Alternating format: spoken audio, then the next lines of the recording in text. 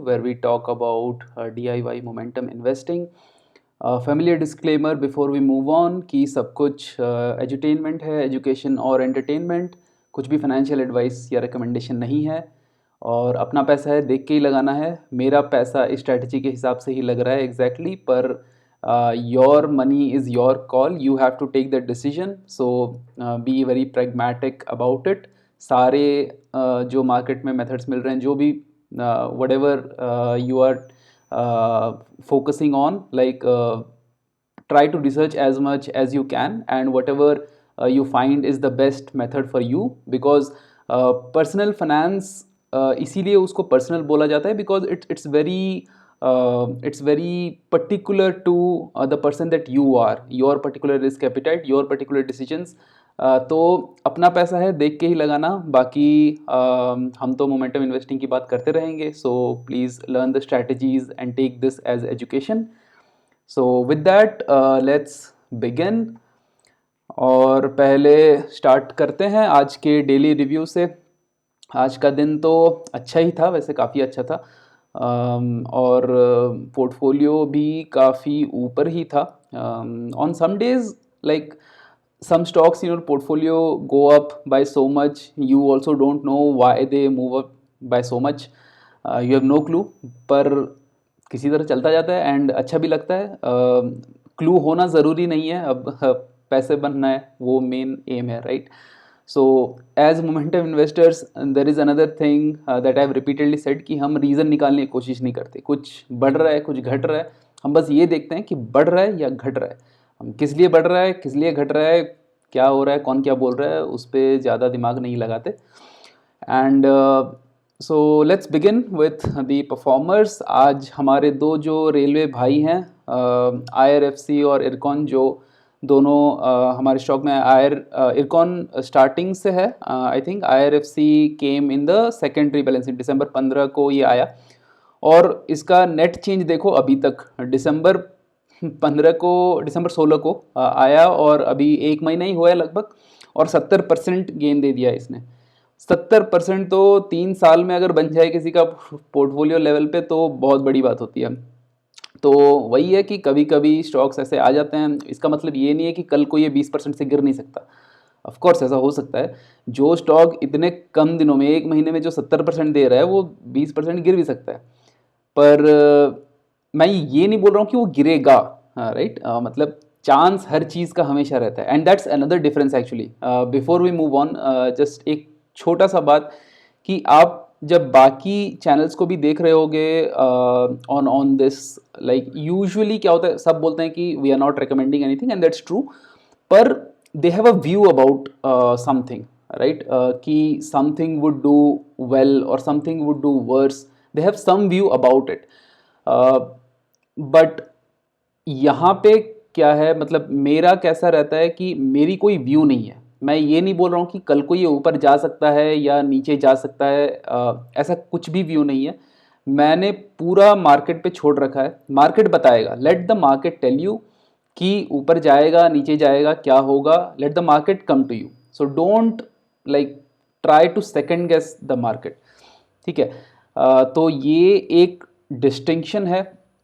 सो या with that, और view का बात जहाँ तक है, एक्चुअली व्यू बनाने में कोई मतलब दिक्कत नहीं है, पर किस बेसिस पे मैं व्यू बनाऊं? व्यू जो बनाते हैं वो कुछ सोच के बनाते हैं, जो फंडामेंटल इन्वेस्टर्स हैं वो कुछ सोच के बनाते हैं कि हाँ परफॉर्म, मतलब ट्रैक ये है, आने वाला ये है। पर बहुत बार ऐसा होता है कि आपको पब्लिक डोमेन में ऐसी बहुत सारी चीज़ें नहीं होती जो मार्केट को पता रहती हैं कॉम्प्रिहेंसिवली, और हम ये सोच रहे होते हैं, हम रीज़न निकालने की कोशिश कर रहे होते हैं कि क्यों जा रहा है ऊपर, क्यों आ रहा है नीचे। और जब तक रीज़न निकालने की कोशिश करते रहोगे या रीज़न के बेसिस पे, मतलब कोई चीज़ हो गई उसके बेसिस पे आप प्रेडिक्ट करने की कोशिश कर रहे हो कि ये एक महीने बाद या एक दिन बाद ऊपर होगा नीचे होगा, तो all that thing I think is a waste, क्योंकि उसका कोई मतलब गारंटी नहीं है कि क्या होगा नहीं होगा। There is a definite probability in every such conjecture, but every such hypothesis, पर मतलब I am not into that game, right. So मैं आपको कभी भी ये नहीं बोलूंगा कि ये स्टॉक ऊपर जाएगा, ये स्टॉक नीचे जाएगा। हाँ, मैं एक चीज बोल सकता हूँ कि इसका मोमेंटम ट्रेंड अभी पॉजिटिव है या इसका मोमेंटम ट्रेंड अभी नेगेटिव है। तो अगर किसी का मोमेंटम ट्रेंड पॉजिटिव है तो हिस्टोरिकल स्टडीज के हिसाब से, मतलब 200 साल की स्टडीज हुई हैं उसके हिसाब से, if a stock has a positive momentum trend over the past like 1 year, तो इट्स लाइकली कि नेक्स्ट एक महीने में भी उसका परफॉर्मेंस पॉजिटिव रहेगा, right. That's all we can say, that's where we stop. उसके आगे का नहीं बोलना है कि मतलब ऊपर जा सकता है नीचे जा सकता है, वो मार्केट ही बताएगी। अगर ऊपर जाएगा तो भी कुछ नहीं करना है, अगर हमने खरीदा हुआ है तो बस बैठे रहना है। जब नीचे जाएगा और मोमेंटम ट्रेंड बदलेगा तो हम निकल जाएंगे, सीधी सी बात है, ठीक है। ओके, इसमें काफ़ी टाइम चला गया, पर अब देखते हैं ये दोनों। सो IRFC आज 10% ऑलमोस्ट बढ़ा और इरकॉन ऑलमोस्ट 12%। तो अब इसके बहुत सारे ट्रिगर्स हो सकते हैं, हम उसके बारे में बाद में भी बात करेंगे।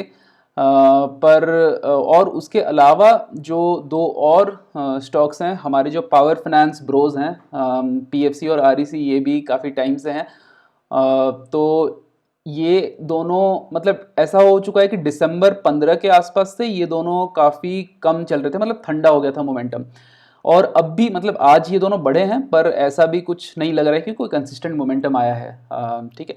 सो both of these were up 5%। The other stock was 4.37%, which is Satluj Jal Vidyut Nigam. And on the loss side आज मार्केट वैसे ऊपर ही था। I think Nifty 500, the total returns today, I am not sure, I will have to see, let me check.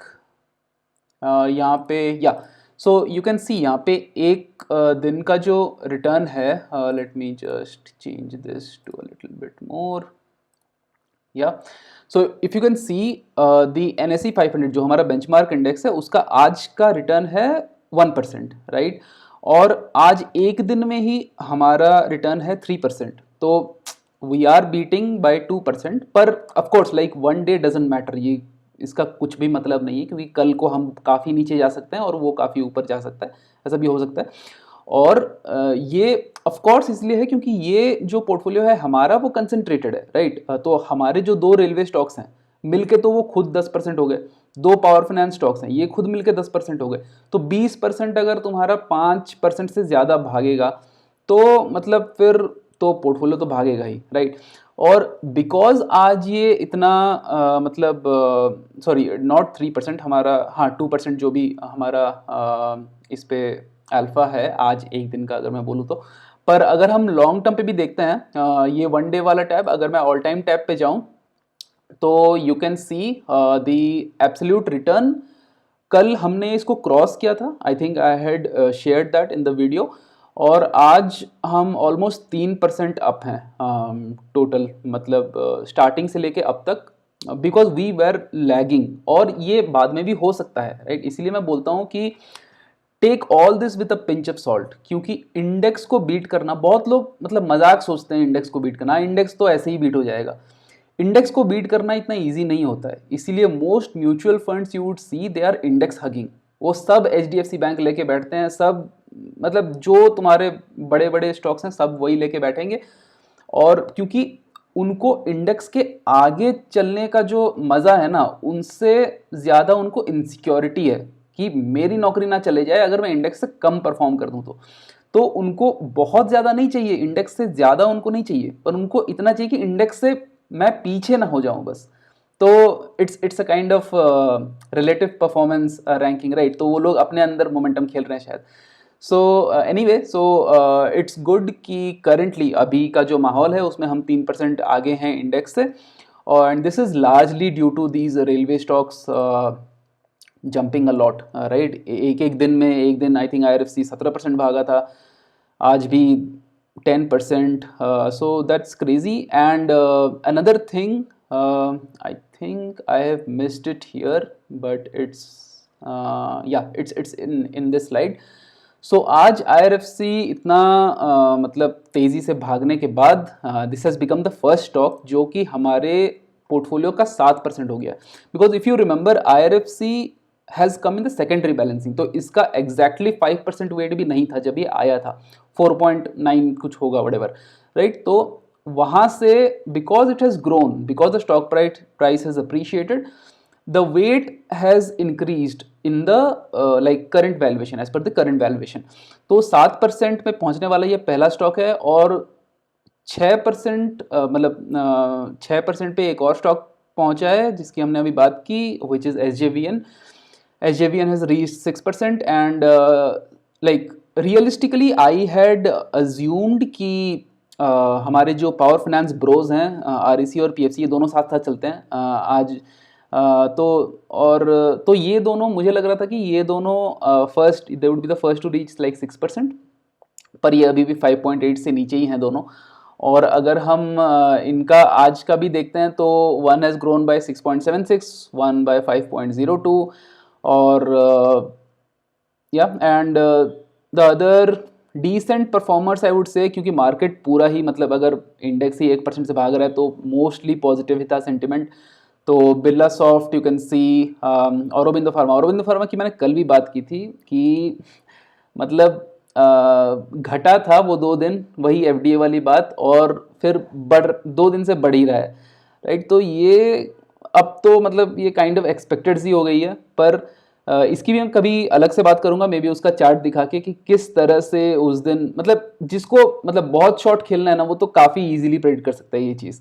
हम उस game में नहीं है, no intraday swing trading anything here, पर किसी को करना है तो वो इजीली कर सकता है, क्योंकि काफ़ी एक्सपेक्टेड है। FDA कुछ बोलेगा, गिरेगा, कुछ दिन बाद बढ़ जाएगा, फिर क्या, हमेशा 2 दिन में नहीं बढ़ता, पर कभी ना कभी तो बढ़ ही जाएगा, बहुत जल्दी ही बढ़ जाता है यूजुअली ऐसे कंपनीज को।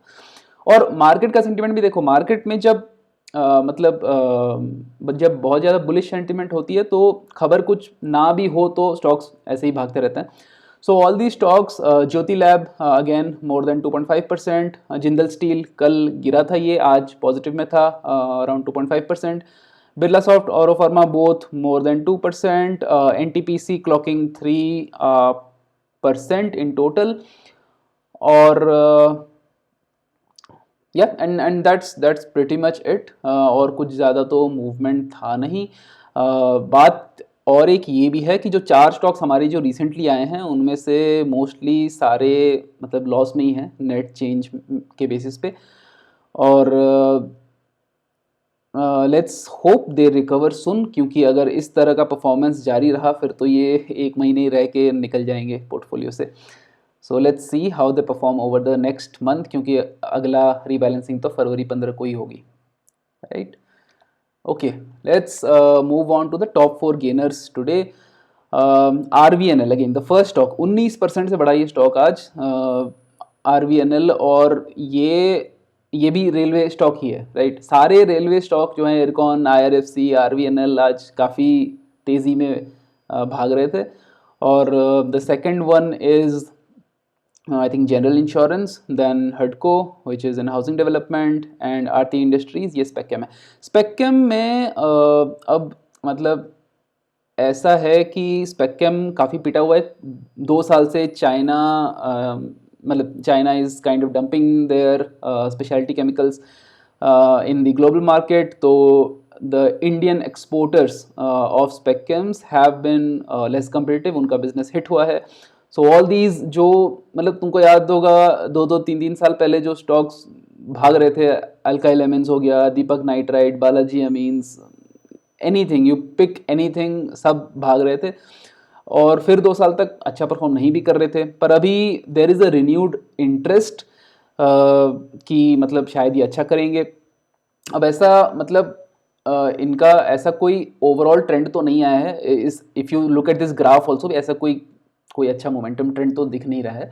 Out of all these 4 graphs if I से थोड़ा बहुत कोई कंसिस्टेंट है तो वो शायद हडको है, this is going pretty decently, this one not so much, probably RVNL is also going decently I would say, पर अभी इनमें से कोई आई थिंक हमारे स्क्रीनर में नहीं है। Let me just check for RVNL, if RVNL is there, it is at 29 currently, if it comes up further तो ये घुस जाएगा हमारे पोर्टफोलियो में.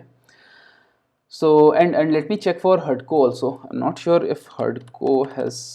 Oh, HUDCO is at 20. Wow. Okay. ठीक है, ये भी अब क्योंकि I had not actually marked this. HUDCO has come into the screener, but that's good क्योंकि ग्राफ भी देखने में ठीक ही लग रहा है HUDCO. एंड RVNL तो है ही भाग रहा है. तो अब मतलब ये दोनों अगर if they keep performing like this they probably will get into the portfolio also, but will keep a track on that. Next let's move to the losers. As always losers के ग्राफ यूजुअली मोमेंटम फ्रेंडली नहीं होते, गिर रहे होते हैं. But one thing I wanted to show is, so there are two decent graphs here, right? Metro Brand and Dixon.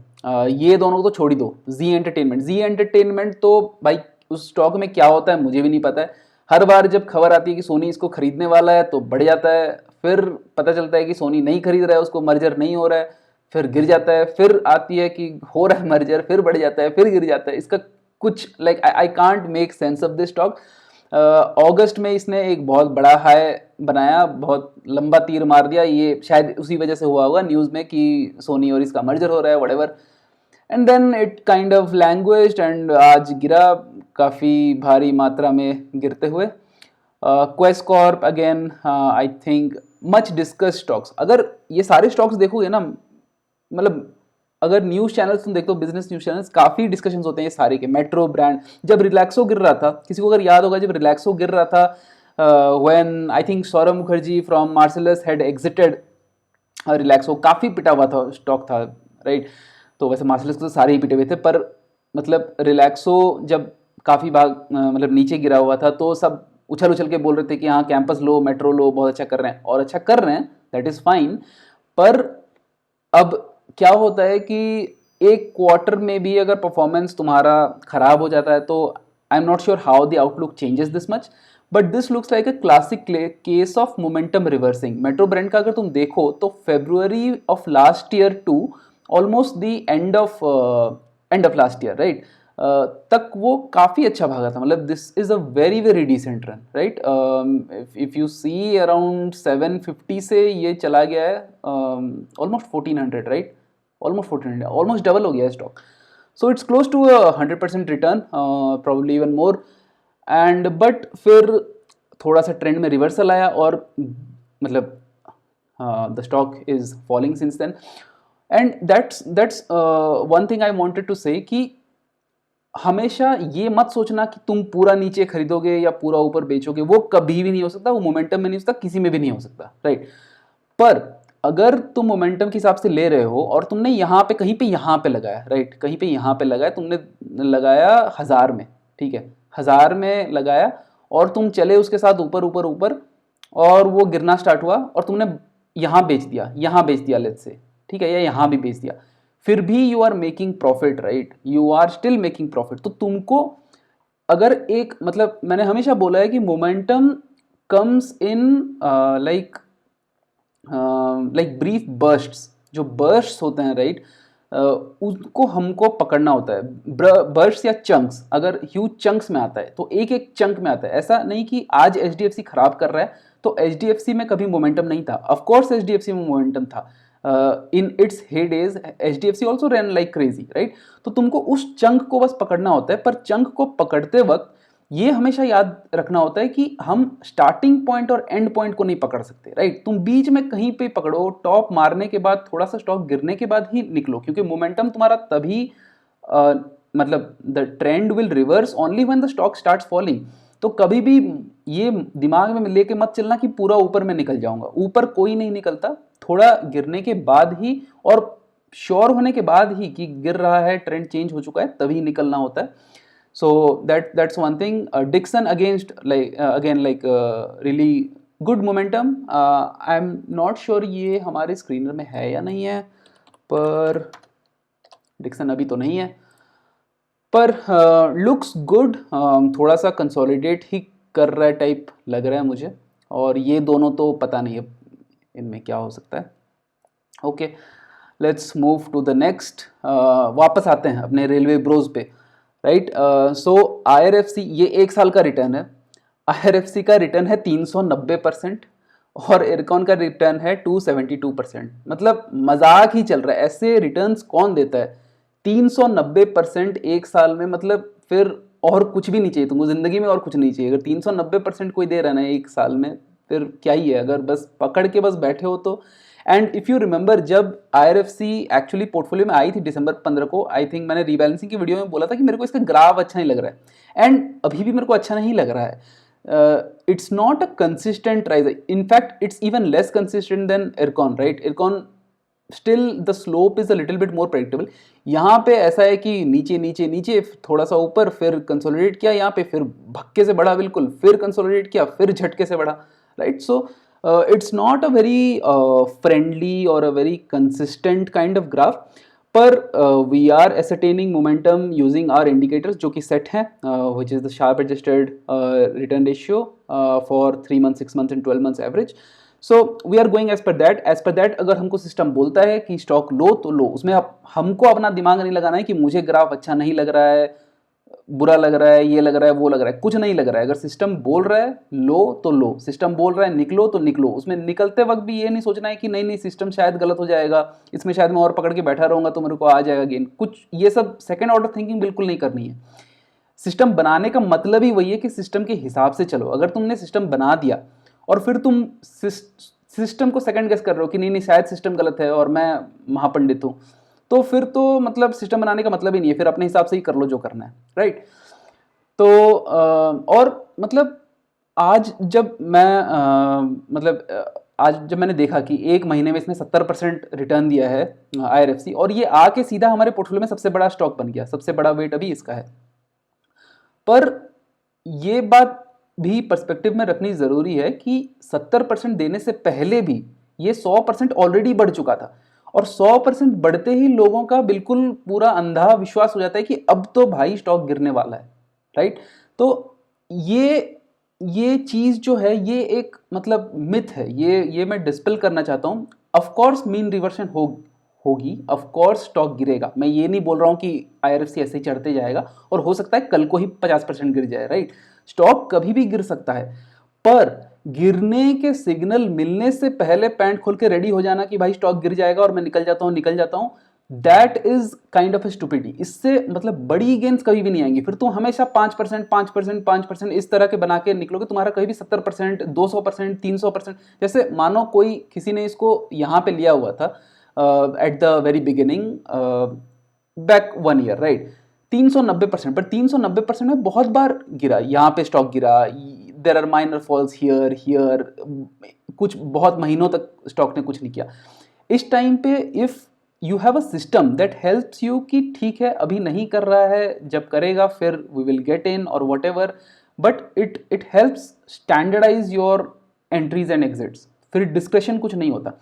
पर अगर तुम अपने हिसाब से 5% गिरते ही तुम रेडी हो जाओगे बेचने के लिए, तो तुम कभी भी 390% तो फिर सपने देखना ही मत कि तुम 5% 6% में ही निकलते रहो, तो ये कभी भी नहीं हो सकता, राइट। तो हम सारे मतलब this is the first rule of momentum and I will reinforce it again. और ये मैं यही चीज़ें मैं बार बार क्यों बोलता रहता हूँ, क्योंकि इससे मेरी खुद की भी रीइंफोर्समेंट होती है। हमको अपने माइंड को ना ट्रेन करना पड़ता है, because we are not internally मतलब inherently we are not biased to think like this, we are always inherently मतलब हमारा टेंडेंसी हमेशा यही रहता है कि whenever stock rises too much कि भाई जल्दी निकल जाओ, and whenever a stock falls या कोई पूरा गिरा पेटा होता है तो हम उसको खरीदने की कोशिश करते हैं क्योंकि हमको लगता है सस्ता मिल रहा है, right. So momentum is a very opposite way of thinking to the conventional like how people usually think about markets, right.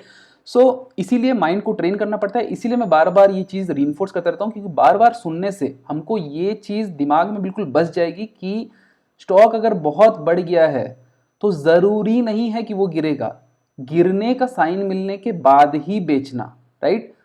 बढ़ रही है अभी अगर इस दिन IRFC 17% बढ़ गया था, राइट। अगर उसी दिन मैं अरे बाप रे 17% बढ़ गया मैं बेच देता हूँ, अगर मैंने बेच दिया होता तो आज उसके बाद का ये जो परसेंट आया वो नहीं मिला रहता ना।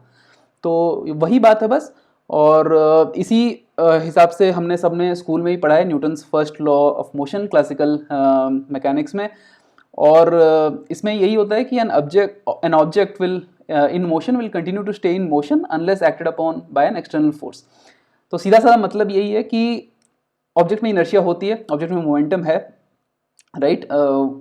कोई चीज़ जो भाग रही है उसको चाहिए कोई ऑपोजिंग फोर्स, कोई अनबैलेंस्ड फोर्स, कोई एक्सटर्नल फोर्स, तभी मतलब वो रुकेगी, राइट, या अपना डायरेक्शन चेंज करेगी या व्हाटएवर, राइट। नहीं तो वो it will just continue to stay in motion. That's what Newton's first law says. So analogy ये है स्टॉक मार्केट में, the like very simple analogy is that कि a stock will in motion और a stock in a trend, अब मैं up trend या down trend नहीं बोल रहा हूँ, a stock in a trend will continue to stay in that trend unless acted upon by an external trigger, right. The trigger word is key here, कि trigger मिलने के बाद जब स्टॉक का ट्रेंड रिवर्सल होगा तभी तुमको एंट्री या एग्जिट करना है। अपने मन से जब तक ट्रिगर ना आए उससे पहले सोचने की कोशिश मत करना कि क्या हो रहा है क्या नहीं हो रहा है। न्यूज़ में 10 लोग आके 10 बात बोलेंगे, यूट्यूब में 10 लोग आके 10 बात बोलेंगे, सुनना सिर्फ सिस्टम का है, राइट। मतलब सुन सबकी सकते हो बट काम सिर्फ सिस्टम के हिसाब से करना है, ठीक है, okay. Next is another topic कि is the Ram Mandir at Ayodhya the latest trigger for railway stocks. तो रेलवे स्टॉक्स काफ़ी भाग रहे हैं, राइट। मतलब यहाँ पे दिसंबर में खबर आई थी कि अयोध्या से अमृत भारत ट्रेन चल रही है, वंदे भारत ट्रेन चल रही है, वहाँ पे एक नया मतलब 3 स्टोरीड का रेलवे स्टेशन बन रहा है, काफ़ी मॉडर्न स्टेशन बन रहा है, व्हाटएवर। सो और इन जनरल भी गवर्नमेंट का केपेक्स पुश काफ़ी ज़्यादा हो रहा है इनटू रेलवेज, राइट। तो शायद भगवान की माया है जिसकी वजह से स्टॉक्स ऐसे भाग रहे हैं, पर ये तो बस कहने की बात है। एक्चुअल भगवान कौन है आपको दिख रहा है, भाव भगवान से, राइट। भाव जो है वो भगवान है हमारे मोमेंटम इन्वेस्टिंग में। और हम स्टोरीज सारे सुनेंगे पर स्टोरीज के बेसिस पे हम एक्ट नहीं करेंगे। हो सके ये सारी बात सच हो कि आईआरसीटीसी और सारे रेलवे स्टॉक्स को काफ़ी मतलब उनमें काफ़ी मोमेंटम आएगी, ग्रोथ आएगी, उनको काफ़ी ऑर्डर्स मिलेंगे, रेवेन्यू काफ़ी आएगा because of what the government capex push, because of what is happening in Ayodhya. All these things could be true, पर उस बेसिस पे हम खरीद नहीं रहे हैं। हमने क्यों खरीदा था आईआरएफसी और इरकॉन को? क्योंकि हमारे सिस्टम में आया था, as simple plain and vanilla as that, right. तो don't get biased, be objective. This is another point कि ये मैं इसलिए बोल रहा हूँ क्योंकि अब स्टॉक 70% से भाग गया। अगर हम आईआरएफसी का देखें तो अब स्टॉक 70% से भाग गया है। तो कुछ लोग फिर उस मतलब उनको प्यार हो जाएगा इस स्टॉक से, और जब तुमको किसी स्टॉक से प्यार हो जाता है ना तो वो बहुत दिक्कत की बात है, क्योंकि फिर तुम उसको छोड़ नहीं पाते। क्योंकि हर स्टॉक जो इतना भाग रहा है वो गिरेगा तो पक्का, आज नहीं तो कल वो उसका गिरना स्टार्ट होगा, उसका ट्रेंड रिवर्सल स्टार्ट होगा। ये ऐसी तेजी हमेशा बरकरार नहीं रहती। पर जब गिरना स्टार्ट होगा, अगर तुम उस स्टॉक के प्यार में फंस गए हो, अगर तुम बायस्ड हो गए हो, then you would never think of exiting that stock. और मोमेंटम का पहला रूल ही यही है कि कट द लूजर्स अर्ली। जो परफॉर्म नहीं कर रहा है उसको निकालो, उसके साथ बैठे मत रहो 2-2 साल तक, 3-3 साल तक। कल भी मैंने एचडीएफसी के वीडियो में बोला था, जो परफॉर्म नहीं कर रहा है उसको मतलब एक्सपेक्टेशन बना के मत रखो कि वो करेगा परफॉर्म। मतलब जैसे मतलब इन एनी परफॉर्मेंस, राइट, अगर किसी कॉर्पोरेट में परफॉर्मेंस इवैल्यूएशन जब होता है तो कोई अगर किसी का परफॉर्मेंस बहुत ही खराब है तो उसको 3 साल तक थोड़ी रखते हैं कि मतलब उसमें और मतलब इम्प्रूवमेंट आएगी, उसको तो निकाल देंगे फिर, राइट। और जिसका अच्छा परफॉर्मेंस है उसी को रिवॉर्ड मिलता है, right. So similar analogy we should apply in stocks also. We shouldn't get emotionally attached to all these stocks. The next point is don't be too early or too late to sell. Sorry, ये मैंने already मतलब I have already reinforced that, but just to reiterate ये है कि जल्दी किसी चीज़ को नहीं बेचना है कि थोड़ा सा बढ़ गया तो मैं बेच देता हूँ क्योंकि मेरे को डर लग रहा है। डर वर तो भाई डर तो लेके ही चलना है स्टॉक मार्केट में। विदाउट डर ये मार्केट कुछ देती नहीं है, रिस्क के बिना रिटर्न नहीं है, right. And don't be too late to sell also. Same बात है, अगर एच डी एफ सी गिर रहा है, तुम 6 महीना वेट किया, ठीक है, पर अगर नहीं परफॉर्म कर रहा है तो निकलो उससे, don't be too late to sell. उसको 5 साल तक पकड़ के बैठे रहोगे तो कुछ नहीं होगा उससे, ठीक है। And don't swim against the current. जैसे रिवर में जो लोग स्विमिंग करते हैं दे वुड नो कि it's very pleasant to go with the current, right, क्योंकि करंट तुमको लेके जा रही है। And when you start swimming opposite to the current, it becomes very difficult and it becomes exhausting, right? Similarly market में जैसे बोलते हैं ना, don't catch a falling knife, falling dagger, whatever that is. So don't catch a falling knife का मतलब ये है कि जो तलवार गिर रही ना उसको हीरो बन के पकड़ने की कोशिश मत करो कि हाँ ये इतना गिर गया तो मैं खरीद लेता हूँ उसको। जैसे कुछ लोगों ने कल HDFC खरीद लिया होगा, परसों HDFC खरीद लिया होगा, right. So don't swim against the current. Market तुमको एक चीज़ बता रही है, मार्केट को ध्यान से सुनो। मार्केट अगर किसी चीज़ का प्राइस कुछ बता रही है, ऑफ कोर्स हमेशा मार्केट सही नहीं होती, efficient market hypothesis doesn't work, right. पर हमको हमेशा मार्केट को सेकंड गेस नहीं करना है। अगर मार्केट कुछ बोल रही है कि ये प्राइस है, मतलब market is composed of all the players, right. दुनिया के हेज फंड्स, तुम्हारे mutual fund managers, retail investors, DIIs, FIIs, फलाना ढिमका, सबको पकड़ लो, राइट। सबका ओपिनियन मिलके मार्केट का प्राइस डिसाइड होता है।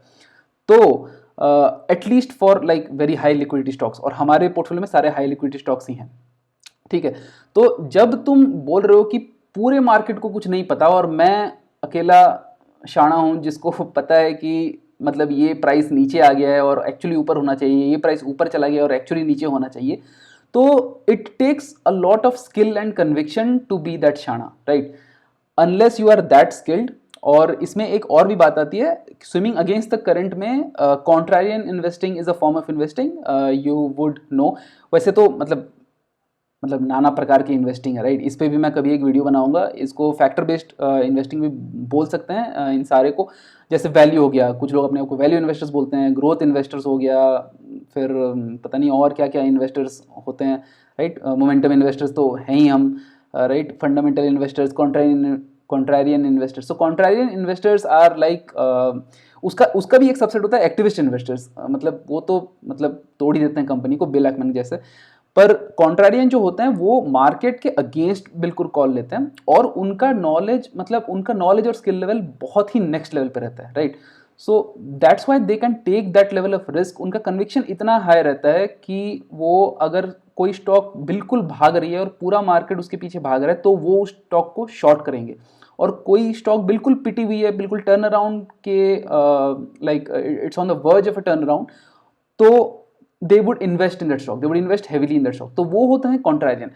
but unless you are a contrarian, अगर तुम्हारा उतना, मतलब मेरा तो नहीं है, मैं तो खुला एज्यूम करता हूँ, मेरे को घंटा कुछ नहीं पता है, मतलब कि फंडामेंटली कैसे एनालाइज करना है और मतलब ये क्या होगा, मतलब कॉन्ट्रारियन मार्केट, मतलब ट्रेंड रिवर्सल कैसे होगा and all that. I don't know jack shit about those things, right.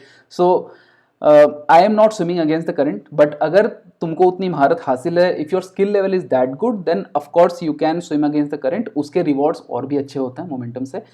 पर if not, then it's better not to swim against the current and let's swim with the current। और आज तक का यहीं पे रखते हैं। और एक चीज़ था कि if you like this kind of content, this is a reiteration to please subscribe to this channel, like these kind of videos so that more investors like us can join in this community। और हम ये एक portfolio में ही देखते रहेंगे। you can track the live portfolio anytime। वैसे मतलब stocks में तो कुछ चेंज होगा नहीं, राइट, क्योंकि हम रीबैलेंसिंग करते हैं महीने में एक बार, हमको खरीदना बेचना महीने में एक बार ही रहता है। बाकी दिन हम बस देखते हैं, ठीक है, देखेंगे, चर्चा करेंगे, स्टोरीज बनाएंगे, दैट्स फाइन, एंटरटेनमेंट करेंगे। पर जो मुद्दे की बात है वो यूजुअली एक दिन की होती है, एक महीने की, राइट। तो स्टॉक्स तो चेंज नहीं होंगे, पर वेट्स चेंज होते रहते हैं। जैसे आज कुछ स्टॉक्स भागे हैं। So let's be connected as a community, और चैनल को सब्सक्राइब प्लीज़ करना। And let's see you again in the next call. Okay, bye bye, have a good day.